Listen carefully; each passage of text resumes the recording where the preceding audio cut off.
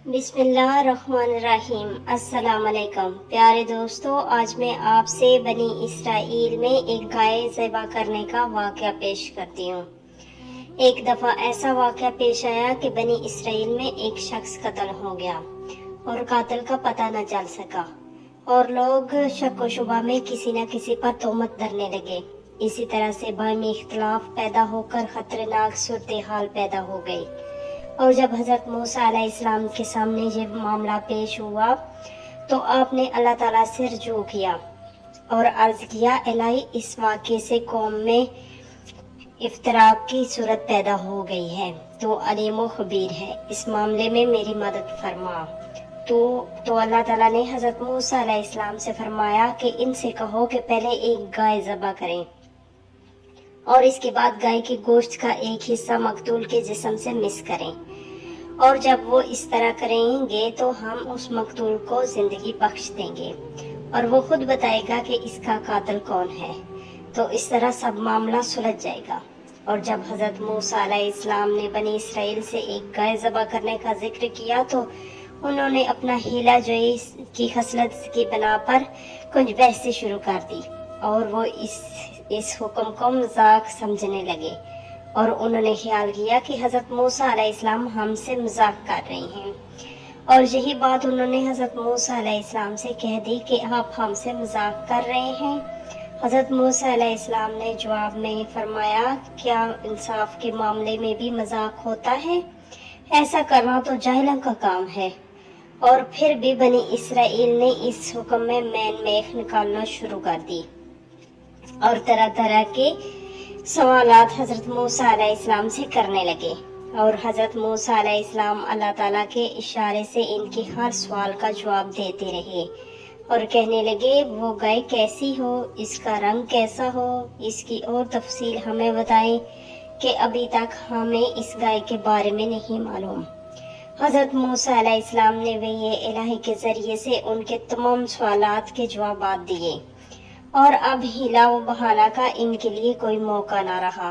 तब वो इस गाय को ज़बह करने के लिए आमादा हो गए और वो तो अभी भी टाल मटोल से काम ले रहे थे और आखिरकार उन्होंने गाय ज़बह करके इसके गोश्त का एक हिस्सा मकतूल के जिस्म से मिस किया और मकतूल ने जिंदा होकर कातिल के बारे में सब कुछ बता दिया।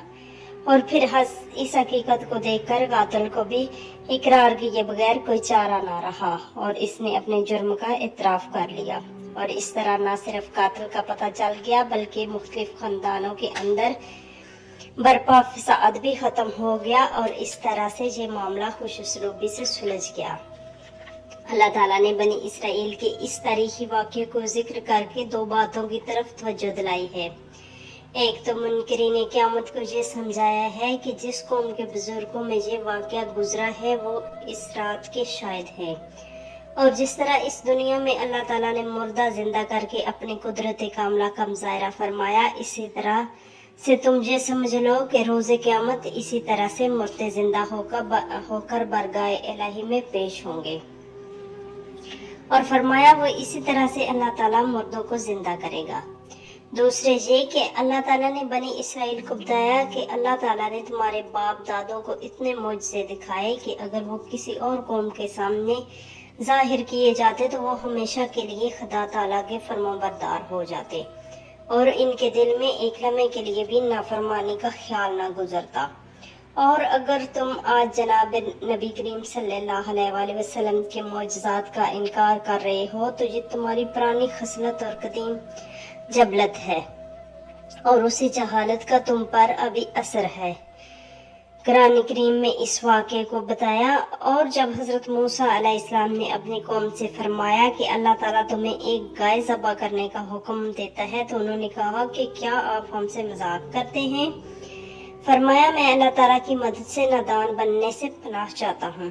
कहने लगे, हमारे लिए अपने रब से दुआ करो कि हमें खोल कर बताए कि वो गाय कैसी है। फरमाया, वो फरमाता है वो ऐसी गाय है कि बूढ़ी है ना जवान, इन दोनों के दरमियान है। जो तुम्हें हुक्म दिया जाता है वो तुम बस कर गुजरो। कहने लगे, हमें अपने रब से पूछ दो कि हमें खोल कर बता दे कि इसका रंग कैसा है। فرمایا اللہ تعالیٰ فرماتے ہیں کہ گائے ہے پیلے رنگ کے، رنگ گہرا ہے، یہ دیکھ کر جی خوش ہوتا ہے۔ کہنے لگے پوچھ دو کہ ہمیں اپنے پروردگار سے کہ ہمیں کھول کر بتا دے کہ وہ ہے کیسی، ہمیں یہ گائے سمجھ میں نہیں آ رہی، اور اب ہم اگر اللہ تعالیٰ نے چاہا تو راہ راست پر آ ہی جائیں گے۔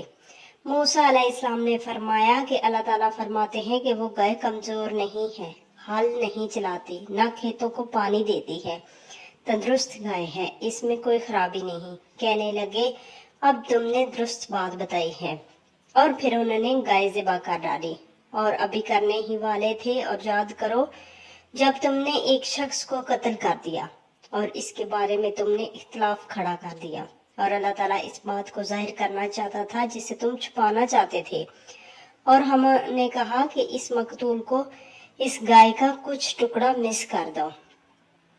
اللہ تعالیٰ اسی طرح سے مردوں کو زندہ کرتا ہے اور تمہیں اپنے نشانات قدرت دکھاتا ہے تاکہ سمجھ سکو۔